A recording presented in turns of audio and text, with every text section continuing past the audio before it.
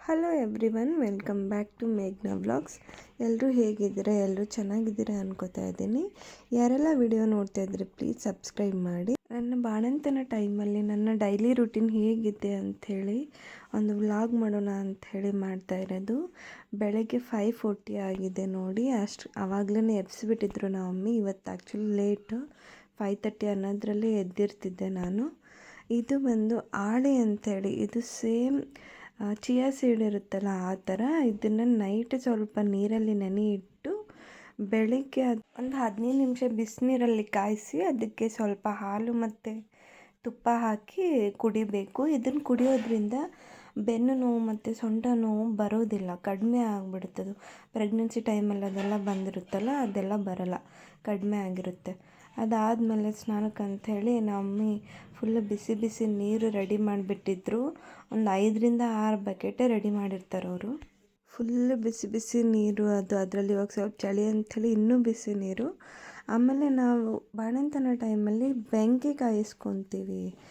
Delivery ಆದಮೇಲೆ ಅದಕ್ಕೆ ready ಮಾಡ್ತಾಯಿದ್ರು ನಮ್ಮ ಮಮ್ಮಿ. ಅಂದರೆ ಪ್ರೆಗ್ನೆನ್ಸಿ ಇದ್ದಾಗ ಇದು ಕುಳ್ಳು ಅಂತೀವಿ ನಾವು, ಭರಣಿ ಅಂತೇನೋ ಅಂತೀರಿ. ಇದು ಬಂದು ಎಮ್ಮೆ ಸಗಣಿ. ಇದು ಆ ಎಮ್ಮೆ ಅಥವಾ ಆಕಳ ಸಗಣಿ ಎಲ್ಲ ಕುಳ್ಳು ಮಾಡಿ ಇಟ್ಕೊಂಡಿದ್ವಿ. ಜಾಸ್ತಿನೇ ಮಾಡಿಸಿಟ್ಬಿಟ್ಟಿದ್ರು, ಚಳಿ ಇರುತ್ತಂತ ಹೇಳಿ.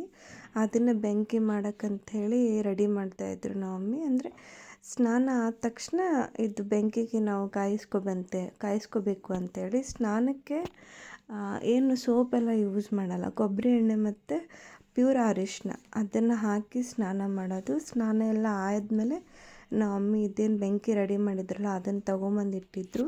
ಇದರಿಂದ ಕೈ ಕಾಲು ಎಲ್ಲ ನಾವು ಕಾಯಿಸ್ಕೋಬೇಕು. ಇದಕ್ಕೆ ಸ್ವಲ್ಪ ಬೆಲ್ಲ ಮತ್ತು ಉಪ್ಪು ಸೇರಿ ಕುಡಿತೀವಿ, ಬಿಕಾಸ್ ಇದು ಸ್ವಲ್ಪ ಕಹಿ ಅನಿಸುತ್ತೆ. ಹಾಗಾಗಿ ಈ ರೂಟೀನ್ನ ಅಟ್ಲೀಸ್ಟ್ 1 ಮಂತ್ ಆದರೂ ಫಾಲೋ ಮಾಡಬೇಕಂತೆ ಡೆಲಿವರಿ ಆದಮೇಲೆ. ನಮ್ಮ ಮಮ್ಮಿಯವರೆಲ್ಲ 45 ಡೇಸ್ ಫಾಲೋ ಮಾಡಿರೋದು. ಇದು ಬೆಡ್ ಅಂದರೆ ನಂದು C-ಸೆಕ್ಷನ್ ಡೆಲಿವರಿ ಅಲ್ಲ, ಹಾಗಾಗಿ ಈ ಥರ ಬೆಡ್ ತೊಗೊಂಬಂದಿರ್ತೀವಿ ನಾವು. ಇನ್ನೊಂದು ಬರುತ್ತೆ, ಅದು ನಾರ್ಮಲ್ ಡೆಲಿವರಿಗೆ ಇನ್ನೊಂದು ಥರ ಇರುತ್ತದು. ಈ ಬೆಡ್ ಕೆಳಗಡೆ ಅದು ಏನು ಬೆಂಕಿ ಮಾಡಿರ್ತೀವಲ್ಲ ಅದನ್ನಿಟ್ಟು ಕುತ್ತಿಗೆ ಆಮೇಲೆ ಬೆನ್ನೆಲ್ಲ ಕಾಯಿಸ್ಕೊತಾ ಇರಬೇಕು. ಆಲ್ಮೋಸ್ಟ್ 7:30 ಆಗಿಬಿಟ್ಟಿರುತ್ತೆ. ಅದಾದಮೇಲೆ ಖಜೂರಿ ಮತ್ತು ಹಾಲು ಒಂದು ಸ್ವಲ್ಪ ನೆನೆ ಇಟ್ಟು ಅದು ಕೊಟ್ಟಿದ್ದರು. ಅದು ಕುಡ್ದಾದ್ಮೇಲೆ ಬ್ರೇಕ್ಫಾಸ್ಟ್ 8 ಗಂಟೆಗೆ ಬ್ರೇಕ್ಫಾಸ್ಟ್. ಎಲ್ಲದರಲ್ಲೂ ತುಪ್ಪ ತಿನ್ಬೇಕಂತೇನೋ ಹೇಳಿ ಹಾಕಿದ್ರಪ್ಪ. ಬ್ರೇಕ್ಫಾಸ್ಟ್ ಎಲ್ಲ ಆಗಿ ಒಂದು ಸ್ವಲ್ಪ ರೆಸ್ಟ್ ಮಾಡಿ 11 ಗಂಟೆ ಹಿಂಗೆ ಸ್ವಲ್ಪ ಪಾಪುಗೆಲ್ಲ ಆಟ ಆಡಿಸಿ ಮತ್ತು ಒಂದು ಸ್ವಲ್ಪ ಫ್ರೂಟ್ಸ್ ಏನಾದರೂ ತೊಗೊತೀನಿ ನಾನು. ಆಮೇಲೆ ಹೈಡ್ರೇಟ್ ಆಗಿರಲಿ ಅಂತೇಳಿ ಒಂದು ಎಳ್ನೀರು ಕುಡಿತೀನಿ ದಿನಾಲೂ ನಾನು. ಮತ್ತು ಒಂದು ಸ್ವಲ್ಪ ಹೊತ್ತು ರೆಸ್ಟ್ ಆದಮೇಲೆ 1 ಗಂಟೆ ಆಗಿಬಿಡುತ್ತದು, ಟೈಮ್ ಹೋಗೋದೇ ಗೊತ್ತಾಗ್ತಿಲ್ಲ ಇವಾಗಂತೂ. ಮಮ್ಮಿ ಬಿಸಿ ಬಿಸಿ ರೊಟ್ಟಿ ಮತ್ತು ಇದೇನಿದು ಬೆಂಡೆಕಾಯಿ ಪಲ್ಯ ಎಲ್ಲ ಮಾಡಿದ್ರು. ಎಲ್ಲದರಲ್ಲೂ ತುಪ್ಪ. ಅದೇನು ತುಪ್ಪ ತಿನ್ನಬೇಕಂತ ಡೆಲಿವರಿ ಆದಮೇಲೆ, ಹಂಗಾಗಿ ಎಲ್ಲದಕ್ಕೂ ತುಪ್ಪ ಹಾಕ್ತಿದ್ರು. ಚೆನ್ನಾಗಿ ಕಾಯಿ ಪಲ್ಯ ಮಾತ್ರ ತಿನ್ನಬೇಕು ಈ ಟೈಮಲ್ಲಿ, ಎದೆ ಹಾಲು ಜಾಸ್ತಿ ಬರಬೇಕಲ್ಲ, ಹಾಗಾಗಿ 4 ಗಂಟೆ ಅನ್ನೋದ್ರಲ್ಲೇ ಮತ್ತೆ ಏನಾದರೂ ಫ್ರೂಟ್ಸ್ ತೊಗೊಂಡು ತಿಂತೀನಿ.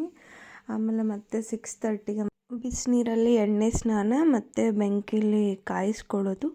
ಡೈಲಿ 2 ಟೈಮ್ಸ್, ಮಾರ್ನಿಂಗ್ ಮತ್ತು ಈವ್ನಿಂಗ್ ಕಾಯಿಸ್ಕೊಳ್ಳೋದು. ಅದಾದಮೇಲೆ ಒಂದು ಸ್ವಲ್ಪ ಹಾಲು ಕುಡಿತೀನಿ 7 o'clock ಈ ಥರ. ಹಾಲೆಲ್ಲ ಕುಡಿದು 9 ಗಂಟೆಗೆ ಈ ಥರ ಊಟ ಎಲ್ಲ ಮಾಡಿ ಮಲಗೋದಷ್ಟೆ. ಇದು ನನ್ನದು ಡೈಲಿ ರುಟೀನ್.